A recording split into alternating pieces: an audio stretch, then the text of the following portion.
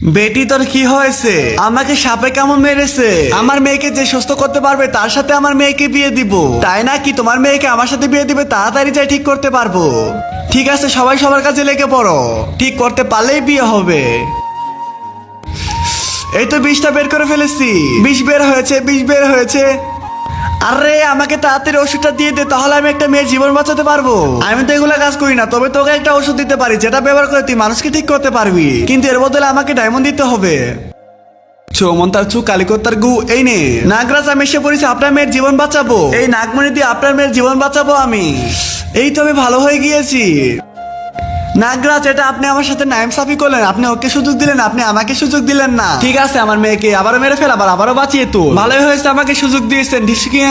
এখন তাড়াতাড়ি ওষুধ খাওয়াই ঠিক করবো। গদ গদ গদ গদ। আয় হাই নাগরাজ, একটা ভুল করে ফেলেছি। আমি তো খুন করেছি গুলি দিয়ে, কিন্তু ঠিক করতেছি সাপের ওষুধ দিয়ে।